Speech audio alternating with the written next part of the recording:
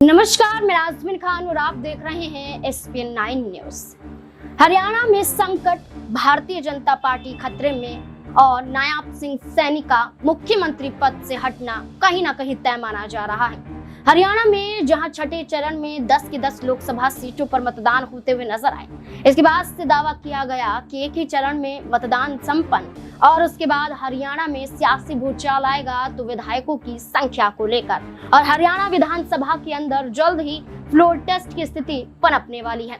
दरअसल आपको बता दें कि हरियाणा में ये माहौल क्यों बना हुआ है। दरअसल 6 निर्दलीय विधायकों में से 3 निर्दलीय विधायकों का समर्थन वापस ले लेना, मौजूदा स्थिति की बात करें 88 विधानसभा सीट, ऐसे में 45 विधायकों का बहुमत साबित करना और भारतीय जनता पार्टी के पास थे 43 विधायकों का समर्थन। वहीं दावा किया गया कि जननायक जनता पार्टी के 2 विधायक भी संपर्क में थे मनोहर लाल खट्टर के और कहीं ना कहीं वो भारतीय जनता पार्टी के मंच पर भी नजर आए। लेकिन सवाल यहाँ पर उठा कि आखिरकार वो पूर्ण रूप से समर्थन देना नहीं था, लेकिन समर्थन तो निर्दलीय विधायकों ने कांग्रेस पार्टी को दे दिया। इसके बाद एक और निर्दलीय विधायक राकेश की यहाँ पर निधन हो जाता है। यहाँ पर निर्दलीय विधायक है राकेश, उनका निधन हो जाता है, जिसके बाद माहौल तब गर्माता है जब कहा जाता है कि आंकड़ा और भी ज्यादा भारतीय जनता पार्टी के पास कम है। करनाल, रोहतक, हिसार, कुरुक्षेत्र, भिवानी तमाम लोकसभा सीटों पर भारतीय जनता पार्टी ने एक बार फिर से दांव चला,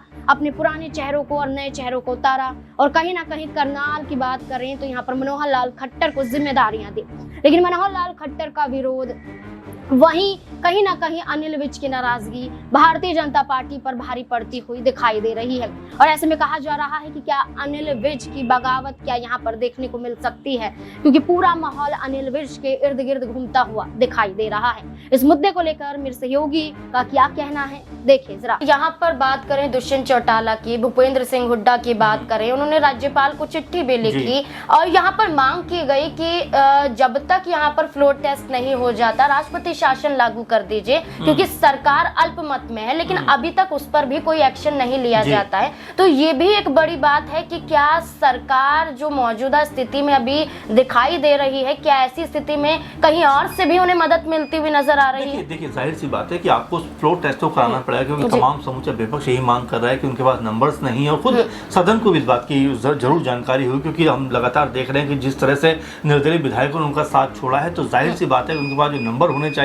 44-45 वो नंबर उनके पास नहीं है। इसीलिए बीजेपी की तरफ से कोई बयान निकल कर सामने आ नहीं रहा, खामोशी पसरी हुई है, एक तरीके से सन्नाटा पसरा हुआ, जो ये बताता है कि बीजेपी के अंदर खाने में भी सब कुछ ठीक ठाक नहीं है। क्योंकि हमने पहले भी जिक्र किया था इस बात का कि जो नायब सैनी है उनके पक्ष में भी बहुत सारे जो बीजेपी के नेता हैं वो शायद खड़े होने की हिम्मत नहीं कर पाए, क्योंकि हर कोई ये मानकर चल रहा है कि अनिल विज का जो खेमा है वो ज्यादा स्ट्रॉन्ग है, लोग जो उनके पक्ष में ज्यादा रहना चाहते हैं। और सीएम पद की जहाँ तक बात है, कई विधायकों का ये मानना था कि अनिल विज को मुख्यमंत्री बनाया जाना चाहिए था और ये जो खेमेबाजी जो है बीजेपी के अंदर हरियाणा में, वो लगातार उनके लिए परेशानी का सबब बन रही है। क्योंकि अगर फ्लोर टेस्ट होता है तो जाहिर बात है कि बीजेपी के विधायक भी क्रॉस वोटिंग कर सकते हैं, ये बीजेपी को अंदाजा, और साथ में उनके पास जो आंकड़ा होना चाहिए वो आंकड़ा भी कहने का नजर नहीं आता। तो ऐसे में कई तरह के सवाल अब उठते हुए दिखाई पड़ते हैं कि अगर बीजेपी के पास नंबर नहीं है, बीजेपी के पास अगर बहुमत का आंकड़ा नहीं है, तो आखिर उसको नैतिक आधार पर सरकार में बने रहने का कोई हक नहीं है। उसको खुद से ही कह सकते हैं कि इस्तीफा दे देना चाहिए, सरकार छोड़ देनी चाहिए। लेकिन बीजेपी लगातार दम भर रही है कि नहीं,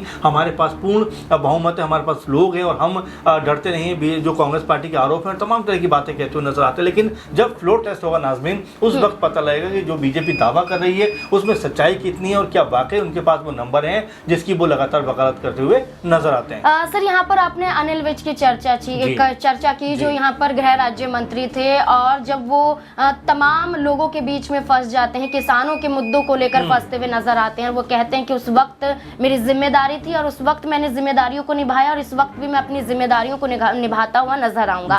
ऐसे में अंबाला से 6 बार का विधानसभा चुनाव उन्होंने जीता, निर्दलीय और भारतीय जनता पार्टी के साथ रहकर। लेकिन भारतीय जनता पार्टी अनिल विज को वो जगह क्यों नहीं दे पा रही? अगर सवाल यहाँ पर उठता है कि उम्र दराज है, तो उम्र के पहलुओं से देखा जाए तो भारतीय जनता पार्टी में कई और ऐसे सांसद नेता मौजूद हैं जो कहीं ना कहीं उम्र के पड़ाव से आगे निकल चुके हैं, लेकिन भारतीय जनता पार्टी का ये जो इस बार का रणनीति है कि लोकसभा के चुनाव में 70 पार नहीं जाने देंगे, इसका क्या मकसद है? देखिए, खुद मोदी जी 70 पार हैं, इसके बाद में उस बारे में जरूर चर्चा होनी चाहिए, क्योंकि क्या ये नियम बाकी नेताओं के ऊपर है, मोदी जी के ऊपर नहीं है, ये सवाल है। लेकिन साथ में आपने जो महत्वपूर्ण बात उठाई कि क्या जो सीनियर लीडर हैं उनको साइडलाइन करने का पूरा प्रोसेस बनाया है बीजेपी ने, क्योंकि आप देखिए यहाँ से लेकर पूरे उत्तर भारत में जितने भी सीनियर लीडर हैं बीजेपी ने उनको बड़े मौके नहीं दिए हैं। बड़े मौके जो भी हैं उनके पास थे वो उनसे छीन लिए। आप शिवराज सिंह चौहान को देखिए, वसुंधरा राजे को देखिए, रमन सिंह को देखिए, अनिल विज को देखिए, अश्विनी चौबे को देखिए, शहनवाज को देखिए, इस लंबी फहरिस्त जो आपको नजर आएगी, जो 60-70 के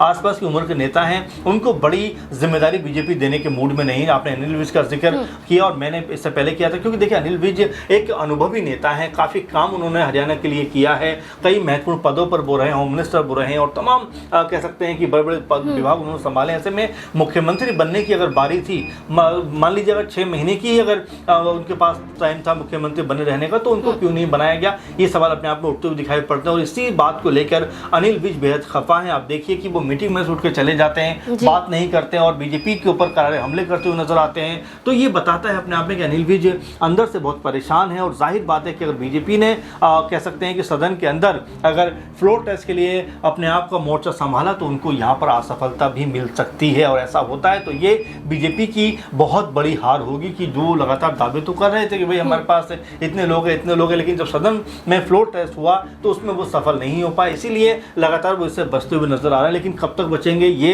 अपने आप में बड़ा सवाल है, क्योंकि जो संवैधानिक प्रक्रिया उससे तो उनको गुजरना पड़ेगा और वहां पर अगर वो फेल होते हैं तो मेरे ख्याल में कांग्रेस पार्टी के लिए एक बड़ा मौका हो सकता है कि हरियाणा में अपने लिए 10 साल के बाद एक कमबैक का मौका तलाश सके। जी बिल्कुल। यहाँ पर अगर हम बात करें कि कई ऐसे दिग्गज नेता मौजूद हैं भारतीय जनता पार्टी में, यहाँ पर शिवराज सिंह चौहान की चर्चा की जाए, वसुंधरा राजे की चर्चा की जाए, तो यहाँ पर उनसे बड़े पद छीने गए, लेकिन जिम्मेदारियां भारतीय जनता पार्टी ने उन्हें दी। यहाँ पर लोकसभा का चुनाव शिवराज सिंह चौहान लड़ते हुए नजर आए, स्टार प्रचारक के रूप में वसुंधरा राजे को उतारा गया। लेकिन अनिल विज की बात की जाए तो सीएम पद की दावेदारी को लेकर आगे दिखाई दे रहे थे। मनोहर लाल खट्टर के बाद अनिल विज को ही मुख्यमंत्री बनना चाहिए था, लेकिन नायब सिंह सैनी को यहाँ पर मुख्यमंत्री बना दिया जाता है, जिस बात से कहीं ना कहीं खफा अनिल विज नजर आ रहे थे। और ऐसे में चर्चाएं तेज हो गई थी कि अनिल विज ही कहीं ना कहीं भारतीय जनता पार्टी को तोड़ सकते हैं, लेकिन ये स्थिति फिर से बनती हुई दिखाई दे रही है। एक आखिरी सवाल रहेगा सर कि 10 सीटों पर चुनाव हुआ, भारतीय जनता पार्टी ने कई पुराने चेहरों पर भरोसा जताया, क्या लगता है 2019 में 10 की 10 सीटें वो जीतते हुए नजर आए थे, इस बार क्या होगा? देखिए बिल्कुल, और जाहिर सी बात है हरियाणा के हम दंगल की बात कर रहे हैं, वहाँ की राजनीति की बात कर रहे हैं, क्योंकि देखिए 2014 या 19 की बात करें तो उस समय माहौल और मौका अलग था, लेकिन अब 24 में अगर हम देखें तो यहाँ पे कई तरह के सवाल बीजेपी के ऊपर खड़े हो रहे हैं। आप देखिए किसानों ने किस तरह से मोर्चा संभालते हुए तमाम बीजेपी के नेताओं से सवाल किया कि आप ही थे जिन्होंने गोलीबारी करवाई, आप ही थे जो जिन्होंने किसानों को कह सकते हैं हरियाणा बॉर्डर पार नहीं करने दिया गया। तो ऐसे तमाम सारे ज्वलंत मुद्दे हैं जो तमाम जो लोग हैं हरियाणा के, उन्होंने बीजेपी के नेताओं के सामने रखे कि 10 साल से आप सरकार के अंदर हैं, चाहे एमएसपी का मुद्दा हो चाहे और मुद्दे हो, वो जस के तस हैं। और ऐसे में आप अगर वोट मांगने आए हो तो किस अधिकार से वोट मांगने आए हो? आपने जब किसानों की नहीं सुनी तो हम भी अब आपकी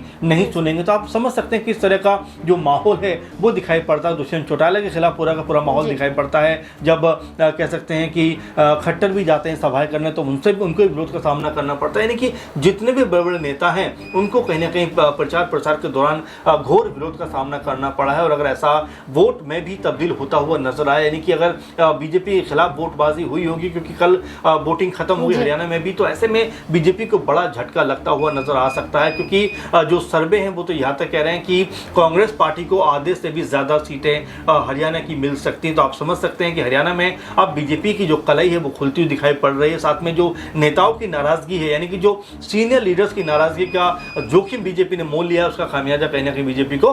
दावा तो ये किया जा रहा है कि अनिल विज को अगर कांग्रेस पार्टी की तरफ से ऑफर किया जाता है तो अनिल विज विधायकों संग बड़ा खेल यहाँ पर बिगाड़ सकते हैं। ऐसे में राहुल गांधी की मौजूदगी रैलियों द्वारा देखी हरियाणा में गई। यहाँ पर अनिल विज की बात करें जो अनन्य भक्त अपने आप को भारतीय जनता पार्टी का बताते हैं, कहीं ना कहीं ये देखा जा रहा है कि लोकसभा का चुनाव अनिल विज को ना लड़ाना, इसके बाद कैबिनेट में जगह ना देना, कैबिनेट विस्तार में अनिल विज को ना पूछना, नायब सिंह सैनी को मुख्यमंत्री बनाने से पहले ना पूछना, तमाम कारण हैं अनिल विज के बगावत करने को लेकर। लेकिन अब देखना होगा अनिल विज कदम उठाते हैं या फिर नहीं। इस मुद्दे को लेकर आपकी क्या राय है, कमेंट बॉक्स में जरूर बताएं। देखते रहे SPN9 न्यूज। धन्यवाद।